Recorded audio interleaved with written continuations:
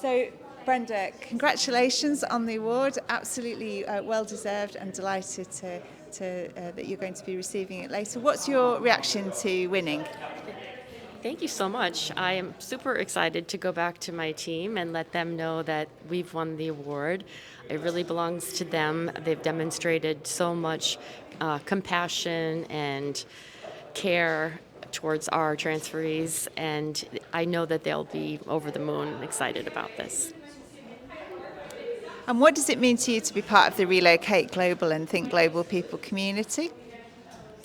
I was just saying that I believe this is my fifth conference. I've gone to a couple in London before and a couple of them out at Fiona's home, and I thoroughly enjoyed the community. I also appreciate, having been in the industry for a few decades, that it's not just global mobility related.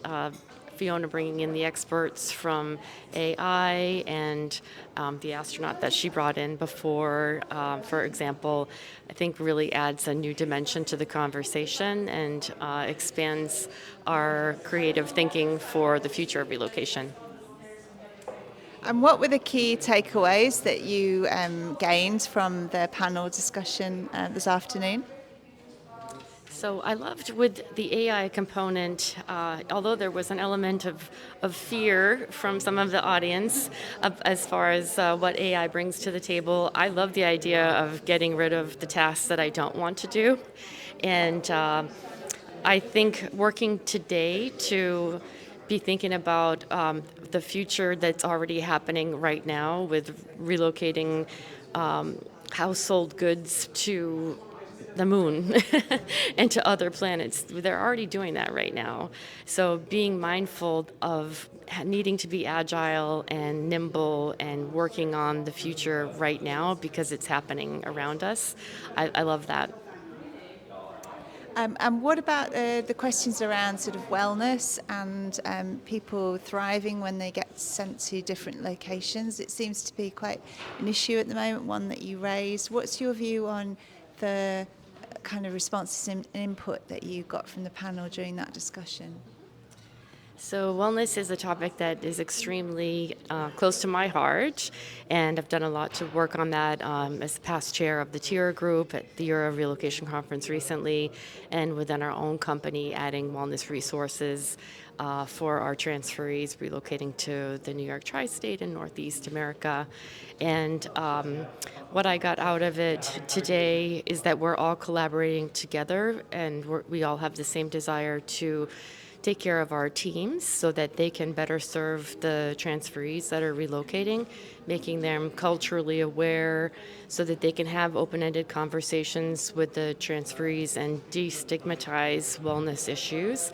And then I got some great ideas even about how the DSPs can integrate more closely with the schools in helping children to possibly connect with pen pals before they relocate to the United States or to any other country that they're relocating to start those friendships already in advance of the relocation, which also gives the kids that have recently relocated a purpose and makes them feel important that they already know something about their new destination. They can share that with kids that are about to come over and arrive at the destination. That's a lovely idea. I really like that. And I think Mike also picked up on that, didn't he, when he was talking about how the whole family really rests on the children having settled in well. I also wanted to ask you about repatriation, because I think that that's something that came up in the discussion as well. When the discussion about repatriation might occur in an assignment, how important it is, and why often assignees really struggle when they come back home, and what can be done about it. It's a great question, and this has been a topic that I've been hearing about for the past 30 years in the industry. And having worked on the corporate side, it was really sad as a global mobility professional to work with people that were repatriating and feeling like their experience overseas had been for naught, that it hadn't been appreciated by the firm, and that they had relocated their whole family overseas and invested that time into this new career, and the skills that they brought back to their home country were not taken into consideration and appreciated.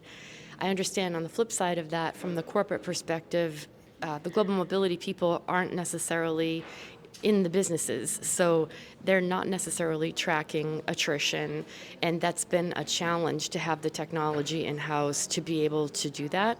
But I feel like with the integration of AI, it should be a lot easier to track that going forward, and it will help companies to keep people connected. Also, going back to the topic of having a buddy, that's also been a conversation for years, that when you send people out, you have to keep them connected to their home country so that they have somebody to come back to advocate for them, to keep them informed on what's going on within the company, within their divisions, and to make good use of those skills that they've learned overseas.